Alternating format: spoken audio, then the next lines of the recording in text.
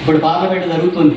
పార్లమెంట్లో ఏం జరుగుతున్నాయి, పార్లమెంట్లో ఏ అంశాలు చర్చ జరుగుతున్నాయి, ఈ దేశంలో తరతరాలుగా అణచివేత గురవుతున్న దళితుల గురించి ఎందుకు మాట్లాడదు పార్లమెంటు? మన ఓట్లతో అధికారంలోకి వచ్చారు కదా, మన ఓట్లతో పార్లమెంట్ సీట్లలో గెలిచారు కదా, ఎందుకు దళితుల గురించి మాట్లాడరు? ఈ 11 సంవత్సరాల్లో దళితుల గురించి మాట్లాడిన 1 గంటన్న మాట్లాడిన పార్లమెంటు ఎందుకు మాట్లాడరు? ఎందుకు మాట్లాడరో మనం ఆలోచించకపోతే మన విషయాలు అక్కడ ఎందుకు చర్చ జరగదు? మనకు జరుగుతున్న అన్యాయాల పట్ల ఎందుకు జరగదు? అలాంటి ఆ పార్లమెంటు మనకెందుకు అనేటటువంటి పద్ధతుల్లో దేశవ్యాప్తంగా దళితులంతా కలిసి సంఘటితంగా పోరాడితే పార్లమెంట్ గడగడలాగా ఆ రకమైనటువంటి పద్ధతుల్లో మనం ఆలోచించాల్సిన అవసరం ఉంది.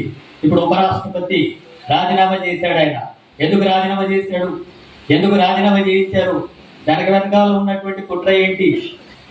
జస్టిస్ వర్మ నోట్ల కట్టల వ్యవహారాల విషయంలో ఈయన ముందుకు సాగుతున్నాడు అనేటటువంటి విషయాన్ని దృష్టిలో పెట్టుకుని ఆయన రాజీనామా చేయించారనే చర్చ జరుగుతుంది. అట్లాగే దాడికి సంబంధించినటువంటి విషయంలో ప్రతిపక్ష పార్టీలకు టైం ఇచ్చాడనేటటువంటి అంశాన్ని బట్టి ఆయన తొలగించారని చెప్పి చర్చ జరుగుతుంది. ఇంకా అతను అనేక విషయాలు ఉన్నాయి. ఆయన కూడా రాజ్యాంగానికి వ్యతిరేకంగా మాట్లాడినటువంటి విషయాలు కూడా ఉన్నాయి. ఈ రకమైనటువంటి పద్ధతిలో జరుగుతుంది. ప్రధానమంత్రి ప్రకటించాలి కదా, ఎందుకు ఆయన రాజీనామా చేస్తున్నాడో స్పష్టం చేయాలి కదా. ఆ రకంగా జరగడం లేదు. మన రాష్ట్రంలో ఉండేటటువంటి ముఖ్యమంత్రి బీసీల రిజర్వేషన్స్ గురించి మాట్లాడు, 42% రిజర్వేషన్స్ అమలు గురించి కేంద్ర ప్రభుత్వం మీద ఒత్తిడి తీసుకొచ్చే కార్యక్రమం జరగదు. కాగితాలు మాత్రం ఇచ్చి వస్తాడు. వినతి పత్రాలు ఇస్తే పరిష్కారం జరగదు కదా. అఖిల పక్షాన్ని ఎందుకు తీసుకెళ్ళవు? మొత్తం పార్లమెంట్ సభ్యులను ఎందుకు తీసుకెళ్ళవు? ఆ రకంగా ప్రభుత్వం మీద ఎందుకు ఒత్తిడి చేయవు? అక్కడ పోయి కూడా ఎందుకు ఆందోళన చేయవు? అక్కడ మాత్రం పెద్దనని మాట్లాడి వస్తే ఇక్కడ మాత్రం వాళ్ళ వ్యతిరేకంగా మాట్లాడితే ఇదంతా కూడా నాటకం కాదా? ఆ రకంగా బీసీ రిజర్వేషన్ల అమలు కోసం విషయం కానీ, రాష్ట్రానికి రావాల్సిన హక్కుల విషయాల్లో కానీ, ఉద్యోగాల భర్తీ విషయంలో కానీ, మనకు రావాల్సిన నిధుల విషయాల్లో కానీ, మన నదీ జలాల విషయాల్లో కానీ వ్యతిరేకంగా ఉండేటటువంటి సరైనటువంటి పద్ధతిలో ముఖ్యమంత్రి వ్యవహరించడం లేదనేటటువంటి విషయాన్ని కూడా మన గమనంలో ఉంచుకోవాల్సి ఉంది. అందుకే మనం సమాజంలో జరుగుతున్నటువంటి అన్ని అసమానతలకు వ్యతిరేకంగా జరిగేటటువంటి పోరాటంలో మన పాత్ర ఉండాల్సి ఉంటుంది. ఆ రకమైనటువంటి పోరాటంలో భాగంగానే సామాజిక న్యాయాన్ని సాధించేటటువంటి పోరాటాల వైపు వెళ్లాల్సినటువంటి అవసరం ఉంది. ఆ రకమైనటువంటి పోరాటాన్ని కేవీపీఎస్ తెలంగాణ రాష్ట్రంలో ఇప్పటి వరకు మనం ఈ ప్రభుత్వానికి కూడా టైం ఇచ్చాం. 18 నెలలు గడిచిపోయింది. గతంలో బీఆర్ఎస్ ప్రభుత్వం ఆ రకంగానే మోసం చేసింది. ఇప్పుడు 18 నెలలు గడిచిపోయింది. అయినా పరిష్కారం జరగలేదు మన సమస్యలు. అందుకే కేవీపీఎస్ రాష్ట్ర వ్యాప్తంగా సన్నద్ధం కావాలా. గ్రామాన్న దళిత వాడల్ని కదిలించాలా, యువతరాన్ని అంతా కూడా కదిలించాలా, విద్యార్థుల్ని కూడా కదిలించాలా, మహిళలను పెద్ద సంఖ్యలో కదిలించాలా. మా సమస్యలు మాట్లాడకపోతే, మా హక్కులు అమలు చేయకపోతే, ఇచ్చినటువంటి వాగ్దానాలు అమలు జరగకపోతే, దళితులకు 12 లక్షల రూపాయలు ఇవ్వకపోతే అసెంబ్లీలో గడగడలాడించేటటువంటి పోరాటాన్ని కేవీపీఎస్ సన్నద్ధం అవ్వాల్సినటువంటి అవసరం ఉంది కదా. అలాంటి పోరాటాలకు సన్నద్ధం కావాలా. గ్రామాల్లో ఉండేటటువంటి ప్రజానీకాన్ని చైతన్యవంతం చేయాల్సిన అవసరం ఉంది. దళిత వాడలు, గిరిజన వాడలు అనగానేటువంటి తరగతులంతా కూడా సంఘటితం చేసేటటువంటి ఉద్యమాన్ని ఈ ఆగస్టు సెప్టెంబర్ నెలలో కేవీపీఎస్ రాష్ట్ర వ్యాప్తంగా అన్ని గ్రామాల్లో, అన్ని బస్తీల్లో దళిత వాడలకు వెళ్ళి అక్కడ సమస్యలు గమనించి, అక్కడ స్థానికంగా ఉండే దళిత వాడల సమస్యల్ని గమనించి, ఇల్లు కావచ్చు, భూమి కావచ్చు, రేషన్ కార్డు కావచ్చు, మంచినీళ్ళు కావచ్చు, డ్రైనేజ్ సౌకర్యాల విషయం కావచ్చు, కమ్యూనిటీ హాల్స్ గురించి కావచ్చు, విద్య ఎట్లా కొనసాగుతుంది అనే విషయం, వైద్యం అందుబాటులో ఉందా లేదా, ఉద్యోగం, ఉపాధి తదితర అన్ని రకాల అంశాల మీద కేవీపీఎస్ గ్రామాలకు తరలాలా, ప్రతి బస్తీకి వెళ్ళాలా.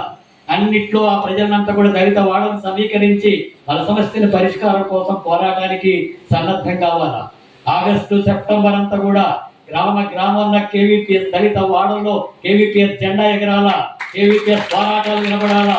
మొత్తం ప్రజానీకానికంతా కూడా మనకు జరుగుతున్నటువంటి అన్యాయాల పట్ల, ప్రభుత్వం వ్యవహరిస్తున్న దాని పట్ల ఉద్యమాన్ని ముందుకు తీసుకెళ్లేటటువంటి కార్యాచరణ మనం ముందుకు తీసుకెళ్లాల్సినటువంటి అవసరం ఉంటుంది. అలాంటి పోరాటానికి కేవీపీఎస్ సన్నద్ధం కావాల్సిన అవసరం ఉంది. క్లాసులు దీంట్లో వింటున్నాం, విషయాలు తెలుసుకుంటున్నాం, జరుగుతున్న అన్యాయాల గురించి తెలుసు, వ్యవస్థ ఎట్లా మార్పు జరుగుతుందో, ఎట్లా మనకు అన్యాయం చేస్తుందో తెలుసుకుంటే కుదరదు.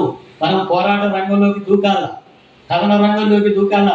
దళిత వాడలన్నిటి కూడా పోరాట కేంద్రాలుగా మార్చాలా.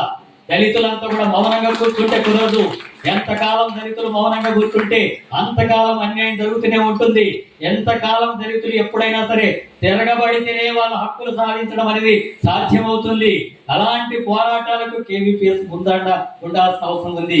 కేవీపీఎస్ నాయకులు, కార్యకర్తలు దళిత వాడలకు, బస్తీలకంతా కూడా వెళ్ళి ఆ సమస్యల పరిష్కారం కోసం ఆగస్టు, సెప్టెంబర్ నెలల్లో ఆ కార్యక్రమాన్ని తీసుకోవాలా. ఎక్కడెక్కడ దళిత వాడల్లో కేవీపీఎస్ కమిటీలు ఏర్పడాలా, హాస్టళ్లలో కమిటీలు ఏర్పడాలా, బస్తీల్లో కమిటీలు ఏర్పడాలా. ఇలాంటి సమస్యల మీద ఈ 2 నెలల తర్వాత కేవీపీఎస్ రాష్ట్ర వ్యాప్తంగా తీసుకోబోయేటటువంటి ఉద్యమంలో ఈ ప్రభుత్వం అంతా కూడా తలకిందులు అయ్యేటటువంటి పోరాటానికి కేవీపీఎస్ సన్నద్ధం కావాల్సి ఉంటుంది. ఆ రకంగా మీరు సన్నద్ధం కావాలా, మొత్తం ప్రజల దగ్గరికి వెళ్ళాలా. మన మీద జరుగుతున్నటువంటి కసికి వ్యతిరేకంగా, మన మీద జరుగుతున్నటువంటి అన్యాయానికి వ్యతిరేకంగా మన ప్రజల దగ్గరికి వెళ్ళి, దళిత వాడలకు వెళ్ళి, దళితుల్ని ఆర్గనైజ్ చేసి సమస్యల పరిష్కారం కోసం చచ్చినా బతికినా సరే తిరగబడి పోరాడితేనే మన హక్కులు సాధించబడతాయి. అలాంటి పోరాటాలకు సన్నద్ధం కావాలని ప్రజల్ని సంఘటితం చేయాల్సిన అవసరం ఉంది. ఈ 2 నెలల కాలం అంతా కూడా గ్రామాల్లోనే ఉండాలా, బస్తీల్లోనే ఉండాలా. ఎవరి గ్రామాలు వాళ్ళు ఆర్గనైజ్ చేయాలా, ఎవరి మండలాలు వాళ్ళు ఆర్గనైజ్ చేయాలా, ఎవరి బస్తీలు వాళ్ళు ఆర్గనైజ్ చేయాలా. మొత్తం అంతా కూడా ఆ రకమైనటువంటి కార్యక్రమాల తర్వాత అక్టోబర్ సెప్టెంబర్ నెలలో ఈ రాష్ట్ర ప్రభుత్వం దళితుల గురించి పట్టించుకోకపోతే, దళితులకు ఇచ్చినటువంటి వాగ్దానాలు అమలు జరగకపోతే రేవంత్ రెడ్డితో తాడో పేడో తేల్చుకునేటటువంటి పోరాటాలు కేవీపీఎస్ చేయాల్సి ఉంటుంది. అందులో ఎంతకైనా తెగించి మనం పోరాటానికి సిద్ధం కావాలా. ఏమి జరిగినా పర్వాలేదు, తలలు పగిలినా పర్వాలేదు, రక్తం చిందినా పర్వాలేదు, జైలుకు వెళ్ళినా పర్వాలేదు, కానీ రాష్ట్ర రాజకీయాన్ని ఈ దళితులు శాసించేటట్టుగా ఆ పోరాటాలకు సన్నద్ధం కావడమే ఈ క్లాస్ యొక్క ఉన్న ప్రాధాన్యత. విషయాలు తెలుసుకోవడం అంటే ఎందుకు?